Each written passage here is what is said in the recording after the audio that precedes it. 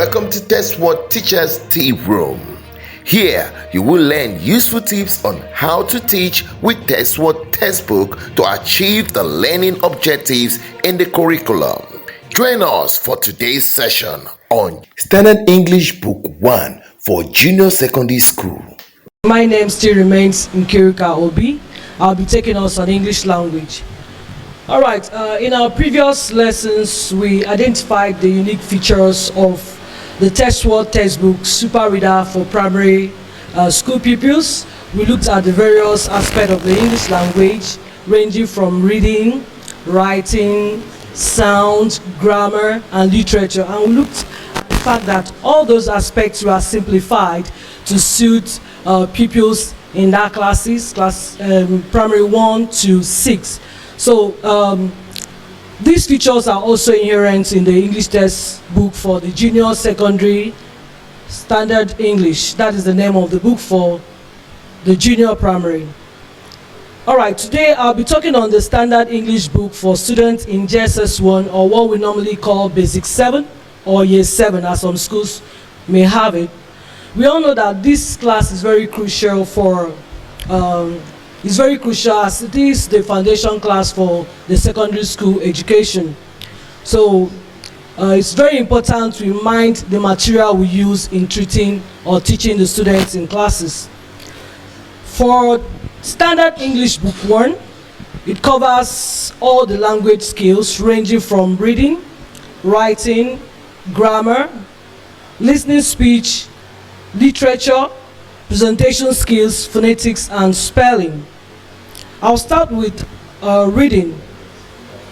If we look at the reading here, it covers a lot of contemporary topics such as video games, the family, the marketplace, tribalism, examination malpractice. In fact, when the social studies teacher was talking about some of the topics that were included in the textbook, I realized there's a correlation between the topics in English and that of social studies.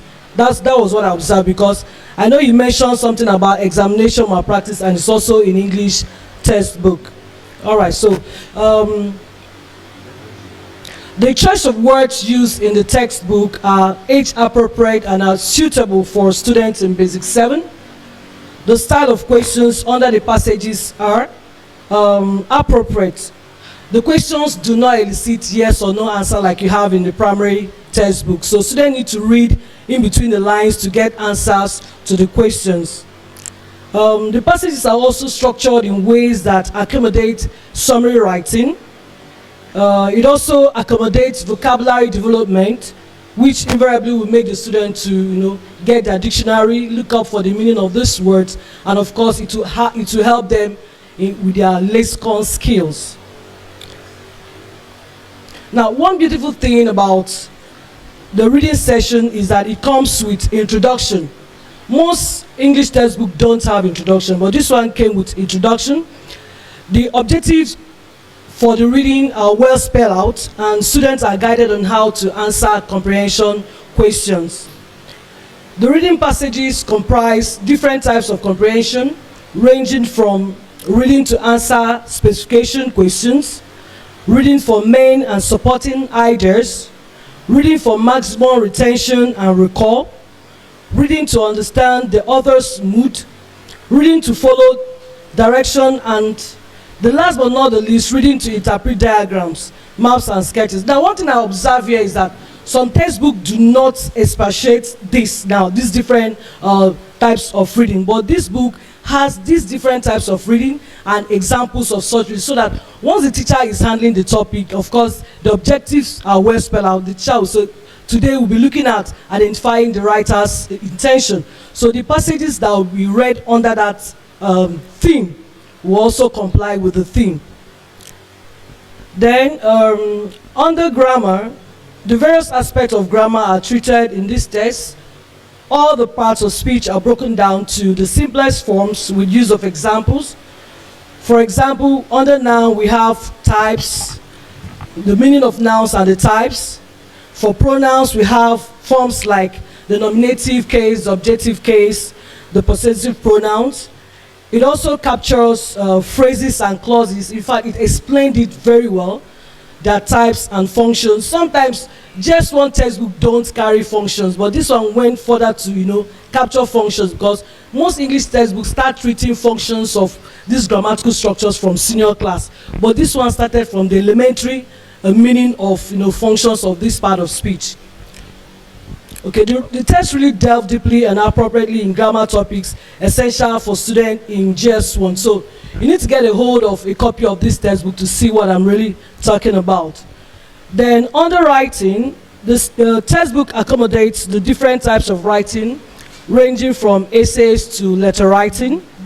These writing are well treated with use of sample compositions for any given topic in the writing. For example, how to write main topics or ideas and supporting ideas, and how to build the paragraph. One thing I discovered over time while teaching English language is that when you give students topics in writing, they find it difficult to even do what we call map minding, build topics for the writing, not to talk of even building subtopics for the writing. So this book has really done a good job by explaining how ideas can be built on a topic and how sub-ideas can be generated from these topics as well.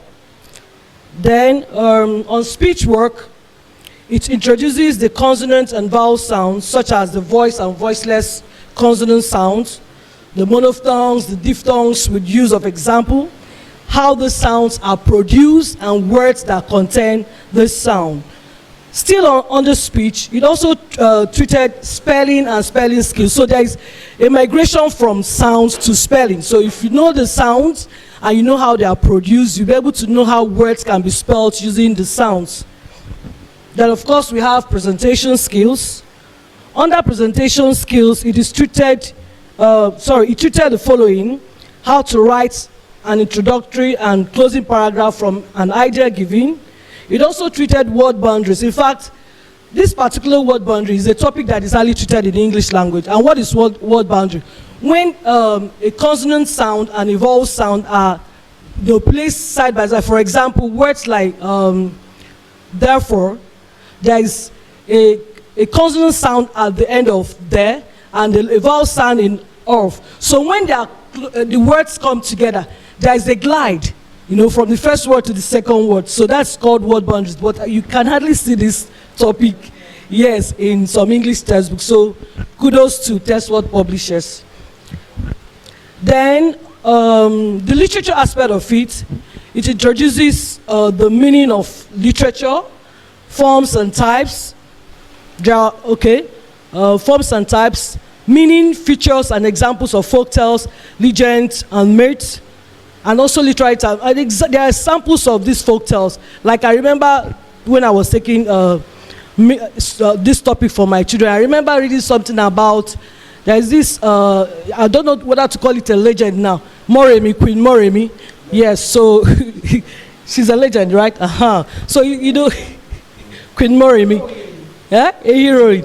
Yes, but I think she was treated under, yes, a legend, as she was treated as a legend in that textbook. So this textbook encompasses samples of folk tales that you tell your students, and of course there's something that they are familiar with. Probably they've seen it, watched it on movies, or they've heard about it from their parents.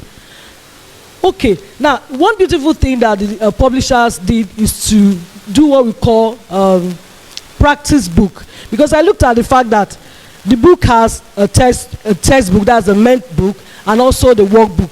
But we went further to look at the practice. So when I was going through it, I discovered that there are loads of practice exercises from the practice textbook. Then finally, it is in compliance with Nigerian Education Research and Development Council and also Universal Basic Education. Thank you. Thank you.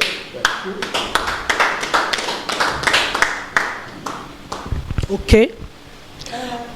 Okay, I think I want to mention a little bit on the strength. I will encourage the teachers to recommend this book to their parents, because it's very, very suitable for the student. Apart from all the things I mentioned here, when you're using the textbook to teach, you find out that the topics are well treated.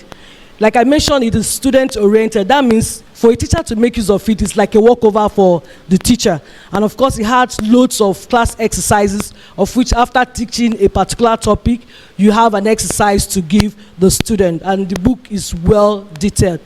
Will I mention the print? Of course, we've been saying since the beginning of this program that the print is solid. So it's not something that you put in your bag and it tears. So it's good.